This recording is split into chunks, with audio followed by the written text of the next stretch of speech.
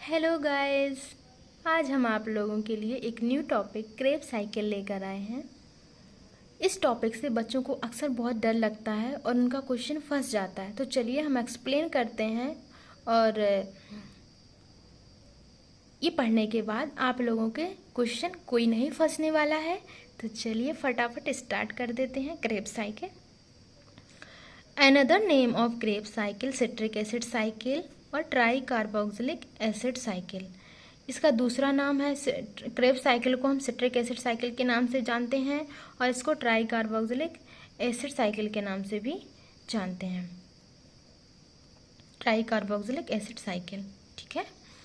इसके बाद कभी कभी तो इसका अदर नेम भी पूछ लेते हैं। वैसे अभी तक नहीं पूछा है, लेकिन फिर भी हम लोग याद रखेंगे कि इसके अनदर नेम, इसको और भी दूसरे नाम से जानते हैं। याद रखेंगे सिट्रिक एसिड साइकिल और ट्राई कार्बोक्सिलिक एसिड, TCA भी इसको शॉर्ट फॉर्म में बोल देते हैं। वो मैंने साइकिल लिख दिया है यहाँ पे। तो जो ग्लाइकोलिसिस हमने देखी थी, ग्लाइकोलिसिस साइकिल जो चल रहा था, उसमें जो लास्ट प्रोडक्ट था वो पायरुवेट था। इसमें हमने पायरुवेट का डीकार्बोक्सिलेशन करा दिया है, removal of carbon dioxide known as decarboxylation. तो यहाँ पे 3 कार्बन था और यहाँ पे 2 कार्बन का प्रोडक्ट बन के तैयार हो गया है स्टाइल कोएंजाइम ए। यहाँ पे कोएंजाइम स्टाइल कोएंजाइम ए है, यहाँ पे पायरुवेट। तो हमने यहाँ पे कोएंजाइम का एडिशन करा दिया और ये एक एनर्जेटिक रिएक्शन है। तो यहाँ पे NAD प्लस रिड्यूस होकर के NADH प्लस H में कन्वर्ट हो गया। इसके बाद यहाँ पे 2 कार्बन का प्रोडक्ट है और यहाँ पे 6 कार्बन का। तो ये 2 से 6 कैसे हुआ, तो मैं इसको जब पूरी प्रोसेस हो जाएगी तब मैं इसे एक्सप्लेन करूँगी। अभी यहाँ पे डायरेक्ट देखते हैं। यहाँ पे सिट्रिक एसिड बना। सिट्रिक एसिड जो 6 कार्बन का है, इसका हमने हाइड्रेशन करा दिया, removal of water known as hydration. तो सिस एकोनेटिक एसिड बन गया। ये आप चाहें तो याद कर सकते हैं, अगर नहीं करना चाहें तो मत करिए, क्योंकि ये NCERT में 3 प्रोडक्ट नहीं दिए हैं। मैंने आप लोगों को बस, क्योंकि ये रियल में एग्जिस्ट करते हैं साइकिल में, इसलिए मैंने इसको मेंशन कर दिया है। तो सिस एकोनेटिक एसिड ये कि 6 कार्बन का है। इसके बाद में इसमें हमने एडिशन कर दिया है वाटर का। फिर इसके बाद में इसको आइसोसिट्रिक एसिड का फॉर्मेशन हुआ। आइसोसिट्रिक एसिड ये भी 6 कार्बन का है। फिर ऑक्जेलोसक्सिनिक एसिड बना, ये भी 6 कार्बन का है। और इसमें हमने CO2, removal of CO2 known as decarboxylation. जब ये 6 कार्बन का, इसका हमने डीकार्बोक्सिलेशन करा दिया, तो ये 5 कार्बन का अल्फा कीटोग्लूटारिक एसिड बन गया। इसमें भी NAD प्लस रिड्यूस होकर के NADH प्लस H में कन्वर्ट हो गया। ये 5 कार्बन का है, बहुत इंपॉर्टेंट है, इसको याद रखेंगे। ये इसका हॉट स्पॉट है। अगर क्रेब साइकिल से क्वेश्चन पूछा जाएगा तो इसकी पूरी उम्मीद है, ये आ भी चुका है कि क्रेब साइकिल में ऐसा कौन सा प्रोडक्ट है जो 5 कार्बन का है। तो अल्फा कीटोग्लूटारिक एसिड जो है जो 5 कार्बन का, इसे याद रखेंगे। इसके बाद में इसमें इसका हमने फिर से डीकार्बोक्सिलेशन करा दिया, सक्सिनिक एसिड बन गया। Succinic acid succinyl coenzyme A बना। फर्दर ये सक्सिनिक एसिड में कन्वर्ट हुआ। इसके बाद fumaric acid, then malic acid और इसके बाद में ऑक्जेलिक एसिड बन गया। जो ऑक्जेलोएस्टिक एसिड है ये 4 कार्बन का है और स्टाइल कोएंजाइम में 2 कार्बन का है। ये 2 और 4 आपस में मिलकर के 6 कार्बन सिट्रिक एसिड का फॉर्मेशन कर दिया।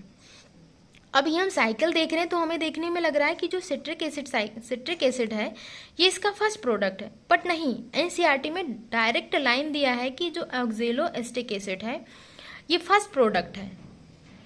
तो इसे हम याद रखेंगे। एक ये भी इम्पॉर्टेंट है कि पूछा जा सकता है, क्योंकि NCERT में दिया है, वो भी डार्क में दिया है कि फर्स्ट प्रोडक्ट कौन सा है, वो ऑक्जेलोएस्टिक एसिड है, ना कि सिट्रिक एसिड। इसके बाद में यहाँ पे जो क्वेश्चन बन सकता है वो मैं बता रही हूँ आप लोगों को। अब बहुत सारे बच्चे ऐसे होते हैं, इसमें भी ट्रिक ढूंढते हैं। बेटा हर जगह ट्रिक मत यूज़ करिए, वरना इतने आप लोग कंफ्यूज हो जाएंगे, एग्जाम में पता ही नहीं चलेगा कि कहाँ की ट्रिक है और मैं कहाँ लगा रहा हूँ। ट्रिक वहाँ पे लगाइए जहाँ पे हमें किसी भी कंडीशन में याद नहीं हो रहा है या हमें कॉन्सेप्ट समझ में नहीं आ रहा, तब हम उसकी ट्रिक लगाते हैं। लेकिन फिर भी जिन बच्चों को ट्रिक चाहिए तो मैं बता रही हूँ। स्टाइल कोएंजाइम से सिट्रिक एसिड, ये हमें याद ही रखना है। इसके बाद में डायरेक्ट आप आ जाएंगे, ये स्टेप भूल जाइए। अल्फा कीटोग्लूटारिक एसिड बनेगा। अल्फा कीटोग्लूटारिक एसिड जो है, इसके पहले भी NADH का फॉर्मेशन हुआ है, बाद में NADH का फॉर्मेशन हुआ है। इसके पहले भी डीकार्बोक्सिलेशन हुआ है, बाद में भी डीकार्बोक्सिलेशन हुआ है। यह भी इसके बाद ये तो हम याद ही रखेंगे कि अल्फ़ा के पहले अल्फ़ा के बाद CO2 का रिमूव हुआ, डीकार्बोक्सिलेशन हुआ है और NADH फॉर्म हुआ है, जो कि 5 कार्बन का प्रोडक्ट है। इसके बाद में सक्सिनिल कोएंजाइम है और सक्सिनिक एसिड, ये S स्क्वायर के बीच में G बन रहा है, GTP। सक्सेस हम दो सक्सिनिक एसिड को सक्सिनिक एसिड ना बोल करके सक्सेस हम इसको याद रखेंगे, ट्रिक है ये। दो सक्सेस के बीच में हम अपने, जब हमको सक्सेस मिलती है तो हम अपने आप को एनर्जेटिक फील करते हैं। तो हमें यहाँ पर क्या एनर्जी मिली, GTP। इसके बाद में जो हमें सक्सेस मिलती है तो हम अपने फादर के पास जाएंगे, तो फादर से फ्यूमेरिक एसिड, और फ्यूमेरिक एसिड जब सक्सेस के बाद हम सबसे पहले किससे मिलना चाहेंगे, अपने फादर से। तो वहाँ पे एक्चुअली हमें जो कहते हैं पापा हमारे डाउन होते हैं, उनसे हमें सबसे ज़्यादा डर लगता है, तो वहाँ जाएंगे तो वहाँ भी हमको एनर्जी की आवश्यकता पड़ेगी। तो हमें FAD से FADH2 ये बना, ये फादर के बीच। इसके बाद में फादर से हम अपने मम्मा के पास जाएंगे तो हमें डर नहीं लगता, हमें एनर्जी की ज़रूरत नहीं है। इसके बाद में जब हम मैलिक एसिड से ऑक्जेलो एस्टिक एसिड में जाएंगे तो वहाँ भी ऑक्जेलो एस्टिक एसिड O से अदर, जब हम अदर पर्सन में जाएंगे जो अननोन है, हम नहीं जानते हैं अदर पर्सन को, तो उसमें भी हमें एनर्जी की ज़रूरत है। तो यहाँ पे NADH फिर से फॉर्म हो जाएगा। अब याद रखेंगे NADH कहाँ कहाँ हुआ है, तो पूरी क्रेब्स साइकिल में NADH 3 बार बना है, एक तो अल्फ़ा के पहले, एक अल्फ़ा के बाद, और दूसरा मम्मा से अदर पर्सन के बीच में, 3 जगह हो गया। दूसरा FAD सक्सेस के बाद जब हम फादर से मिलने जाते हैं तो FADH2 बनता है, जब 2 सक्सेस के बीच में GTP बनता है। इसके बाद में नंबर ऑफ ATP, एक ये क्वेश्चन है, यही 3-4 क्वेश्चन ही बनते हैं यहाँ से, इसके बाहर से इसके अलावा कोई क्वेश्चन बन ही नहीं सकता। अगर इतना आपको तैयार है तो आपको फुल कॉन्फिडेंस होगा, और जब हमें किसी भी टॉपिक में कॉन्फिडेंस हो जाता है तो कुछ क्वेश्चन तो ऐसे ही तैयार हो जाते हैं। तो देखते हैं, तो यहाँ पे जब एक ग्लूकोज से 2 पायरुविक एसिड बनते हैं, यहाँ पे एक पायरुविक एसिड की बात की तो ये रिएक्शन हमारी 2 टाइम्स चलेगी, है ना।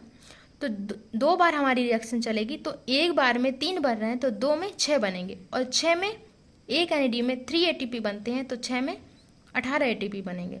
रिएक्शन 2 बार चलेगी तो 2 FAD होंगे, और एक FAD में 2 ATP बनते हैं, तो इसलिए यहाँ पे 4 ATP बनेंगे।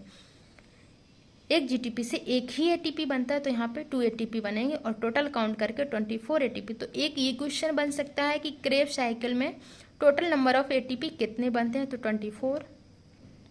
क्रेब्स साइकिल में 5 कार्बन का प्रोडक्ट बताइए, तो अल्फा कीटो ग्लूटारिक एसिड।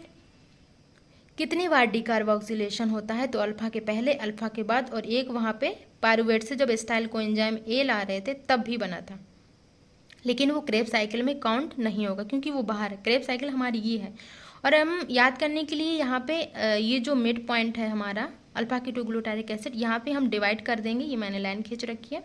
यहाँ से राइट साइड में सारे प्रोडक्ट जितने हैं वो 6 कार्बन के हैं, और जो लेफ्ट साइड में है वो सारे प्रोडक्ट 4 कार्बन के हैं, और बीच में ये 5 कार्बन का है। आई होप आप लोगों के लिए ये वीडियो बहुत ही बेनिफिशियल रहा होगा, और शायद अब आप लोगों के क्वेश्चन कोई नहीं फंसेगा और सारे क्वेश्चन निकल जाएंगे।